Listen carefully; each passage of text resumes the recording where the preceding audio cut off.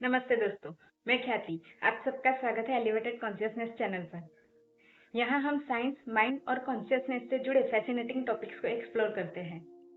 आज का टॉपिक बहुत इंटरेस्टिंग है, द प्लेसिबो इफेक्ट। क्या सिर्फ विश्वास से बॉडी चेंज हो सकती है?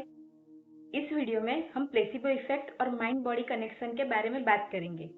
ध्यान रहे, ये एजुकेशनल पर्पस के लिए है। सीरियस हेल्थ कंडीशन में हमेशा सर्टिफाइड डॉक्टर की एडवाइस और प्रॉपर मेडिकल ट्रीटमेंट लेना जरूरी है। सोचो, अगर डॉक्टर आपको एक मेडिसिन दे और बोले ये टैबलेट आपको ठीक कर देगी, आप वो मेडिसिन कुछ दिनों तक लेते हो और आपको सच में बेटर फील होने लगता है, पेन कम हो जाता है, एनर्जी इंप्रूव हो जाती है, लेकिन बाद में पता चले कि वो टैबलेट एक्चुअली सिर्फ शुगर पिल थी, ना कोई ड्रग, ना कोई केमिकल ट्रीटमेंट, फिर इम्प्रूवमेंट कैसे हुई?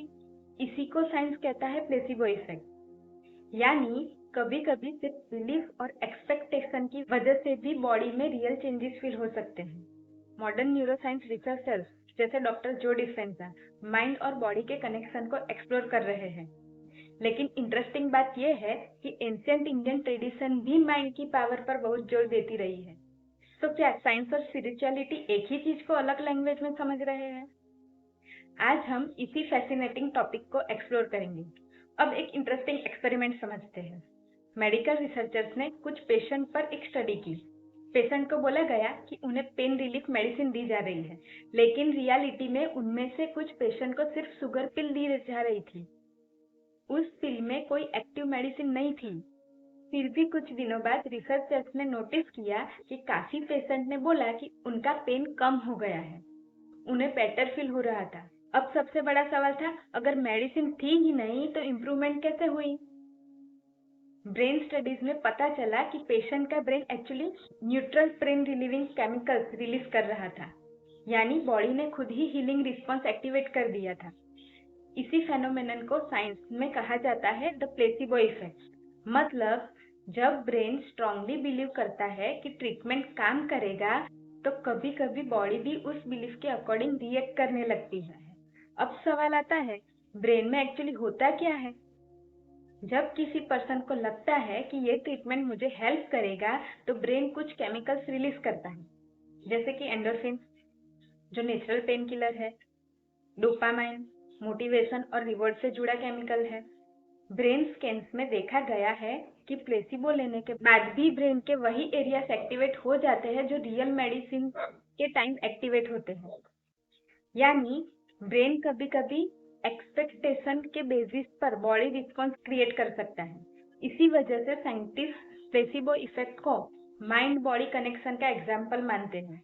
एक और इंटरेस्टिंग चीज रियल लाइफ में देखी जाती है। कभी कभी पेशेंट बोलते हैं ये पर्टिकुलर डॉक्टर ही मुझे ठीक कर सकता है। अगर वही डॉक्टर ट्रीटमेंट दे तो पेशेंट को जल्दी इम्प्रूवमेंट फील होने लगता है, लेकिन अगर सेम मेडिसिन कोई दूसरा डॉक्टर दे तो पेशेंट को उतना कॉन्फिडेंस नहीं होता। रियलिटी में मेडिसिन सेम हो सकती है, लेकिन पेशेंट का बिलीफ डॉक्टर पर बहुत ज्यादा स्ट्रांग होता है और इसी बिलीफ की वजह से बॉडी का रिस्पॉन्स भी चेंज हो सकता है। यानी कभी कभी ट्रीटमेंट के साथ साथ एक्सपेक्टेशन भी रोल प्ले करती है। सिंपल वर्ड में कहे तो कभी कभी मेडिसिन से पहले पेशेंट का बिलीफ काम करना शुरू कर देता है। और ये सिर्फ हेल्थ में नहीं, परफॉर्मेंस और स्किल में भी देखा गया है। इसी को समझने के लिए एक फेमस स्पोर्ट्स एक्सपेरिमेंट हुआ था।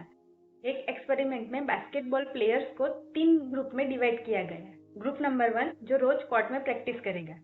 ग्रुप नंबर 2 कोर्ट में प्रैक्टिस नहीं करेगा, सिर्फ अपने माइंड में इमेजिन करेगा कि वो परफेक्ट शॉट मार रहे हैं।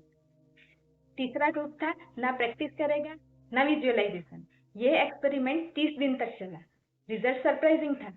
रियल प्रैक्टिस करने वाले प्लेयर्स की परफॉर्मेंस लगभग 24% इम्प्रूव हुई और जो प्लेयर सिर्फ माइंड में प्रैक्टिस कर रहे थे उनकी परफॉर्मेंस 23% इम्प्रूव हो गई। मतलब ब्रेन में मेंटल रिहर्सल भी नेचुरल पाथवे एक्टिवेट कर सकता है। अब इसका अपोजिट भी होता है। साइंस में इसे कहते हैं नोसिबो इफेक्ट। इसमें क्या होता है, अगर किसी पर्सन को लगता है ये मेडिसिन मुझे साइड इफेक्ट देगी, तो कभी कभी वो साइड इफेक्ट फील भी हो सकता है, चाहे मेडिसिन हार्मलेस ही क्यों ना हो। मतलब नेगेटिव बिलीफ भी बॉडी रिस्पॉन्स क्रिएट कर सकता है। यानी माइंड का इफेक्ट पॉजिटिव भी हो सकता है और नेगेटिव भी। इसलिए बिलीफ सिर्फ सोच नहीं होता, कभी कभी वो बॉडी के एक्सपीरियंस को भी शेप कर सकता है। अब समझते हैं माइंड बॉडी कनेक्शन। अगर हम इन सब एग्जाम्पल को देखें तो एक चीज क्लियर होती है, माइंड और बॉडी अलग सिस्टम नहीं है, दोनों एक फीडबैक लूप में काम करते हैं। Thought, emotion, body response. इसी कनेक्शन को एक्सप्लेन करते हुए बिकमिंग सुपरनेचुरल जैसी बुक्स में माइंड बॉडी रिलेशनशिप पर डिस्कशन मिलता है। आइडिया ये है कि ब्रेन और बॉडी कॉन्स्टेंटली सिग्नल एक्सचेंज करते रहते हैं। अगर हम सिंपल लैंग्वेज में समझे, जब हम कोई थॉट बार बार सोचते हैं, वो थॉट एक इमोशन क्रिएट करता है और वो इमोशन बॉडी में कुछ केमिकल रिएक्शन ट्रिगर करता है। जैसे स्ट्रेस के टाइम बॉडी कॉर्टिसोल रिलीज करती है और हैप्पीनेस के टाइम डोपामाइन और सेरोटोनिन जैसे केमिकल्स रिलीज होते हैं। मतलब थॉट सिर्फ माइंड में नहीं रहते, उनका इफेक्ट बॉडी तक पहुंचता है। इसीलिए साइंटिस्ट माइंड बॉडी कनेक्शन को हेल्थ और परफॉर्मेंस दोनों में इम्पोर्टेंट फैक्टर मानते हैं। और इंटरेस्टिंग बात यह है कि माइंड की इसी पावर को एंशिएंट इंडियन फिलोसॉफी भी हाईलाइट करती रही है। अब अगर हम इंडियन स्पिरिचुअल विजडम को देखें तो वहां भी माइंड की पावर पर बहुत एम्फेसिस दिया गया है। जैसे भगवत गीता में एक कॉन्सेप्ट मिलता है, मन ही बंधन का कारण है और मन ही मुक्ति का। मतलब माइंड ही इंसान को प्रॉब्लम्स और सफरिंग में बांध सकता है, और वही माइंड अगर समझ और अवेयरनेस के साथ यूज किया जाए तो वही फ्रीडम का रास्ता भी बना सकता है। इंडियन फिलोसॉफी में एक और डीप आइडिया मिलता है, मन ही करता और मन ही भोगता। यानी हम जो भी एक्सपीरियंस लाइफ में फील करते हैं, खुशी हो, दुख हो, स्ट्रेस हो या शांति हो, उसका इंटरप्रिटेशन और अनुभव माइंड के थ्रू ही होता है।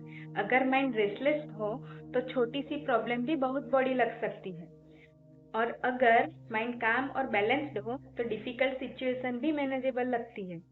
इसीलिए इंडियन ट्रेडिशन में माइंड को ट्रेन करने पर बहुत जोर दिया गया है, मेडिटेशन, अवेयरनेस और सेल्फ ऑब्जर्वेशन के थ्रू। एंशिएंट संस्कृत में एक और आइडिया मिलता है, यद भावम तद भवति, यानी जैसा इनर फीलिंग या बिलीफ होता है वैसा ही एक्सपीरियंस लाइफ में ज्यादा दिखने लगता है। इसका मतलब ये नहीं है कि सिर्फ सोचने से सब कुछ इंस्टेंटली चेंज हो जाएगा, लेकिन ये जरूर बताता है कि माइंड का इन्फ्लुएंस हमारे एक्सपीरियंस पर होता है। और शायद इसी वजह से मॉडर्न साइंस भी आज माइंड और बॉडी कनेक्शन को और डीपली समझने की कोशिश कर रहा है। हर इंसान के पास एक बिलीफ सिस्टम होता है। ये बिलीफ डिसाइड करता है कि हम वर्ल्ड को कैसे परसीव करते हैं। अगर बिलीफ स्ट्रांग हो तो वो इमोशन और बॉडी रिस्पॉन्स को इन्फ्लुएंस कर सकता है। इसीलिए डॉक्टर कभी कभी कहते हैं पेशेंट का माइंडसेट भी ट्रीटमेंट जर्नी का पार्ट होता है। अगर पेशेंट को ट्रस्ट और कॉन्फिडेंस फील होता है तो वो ट्रीटमेंट को ज्यादा पॉजिटिवली रिसीव करता है, और कभी कभी ये पॉजिटिव एक्सपेक्टेशन रिकवरी प्रोसेस को सपोर्ट भी कर सकता है। इसी वजह से साइकोलॉजी और न्यूरोसाइंस में बिलीफ सिस्टम को एक इम्पोर्टेंट फैक्टर माना गया है। लेकिन एक इम्पोर्टेंट बात समझना भी बहुत जरूरी है, बिलीफ पावरफुल हो सकता है लेकिन प्रॉपर मेडिकल ट्रीटमेंट का रिप्लेसमेंट नहीं। सीरियस हेल्थ कंडीशन में डॉक्टर के एडवाइस और साइंटिफिक ट्रीटमेंट लेना जरूरी होता है। लेकिन प्लेसिबो इफेक्ट हमें एक इंटरेस्टिंग चीज जरूर दिखाता है, माइंड और बॉडी के बीच कनेक्शन हम सोचते हैं उससे ज्यादा डीप हो सकता है। और शायद इसी वजह से आज साइकोलॉजी और न्यूरोसाइंस दोनों ही बिलीफ और एक्सपेक्टेशन के रोल को सीरियसली स्टडी कर रहे हैं। क्योंकि कभी कभी हीलिंग सिर्फ मेडिसिन से नहीं होती, माइंडसेट से भी इन्फ्लुएंस हो सकती है। और ये हमें एक इम्पोर्टेंट बात समझाती है, हमारे थॉट, इमोशंस और बिलीफ सिर्फ माइंड तक सीमित नहीं रहते, उनका इम्पैक्ट बॉडी तक पहुंच सकता है। अगर हम पूरी डिस्कशन को समराइज करें तो एक फैसिनेटिंग चीज सामने आती है, ह्यूमन बॉडी सिर्फ एक फिजिकल मशीन नहीं है, माइंड और बॉडी डीपली कनेक्टेड है। मॉडर्न न्यूरोसाइंस प्लेसिबो इफेक्ट को स्टडी कर रहा है और एंशिएंट ट्रेडिशन माइंड की पावर को समझाने की बात करती है। लेकिन एक इम्पोर्टेंट बात याद रखनी चाहिए, placebo effect proper medical treatment का रिप्लेसमेंट नहीं है।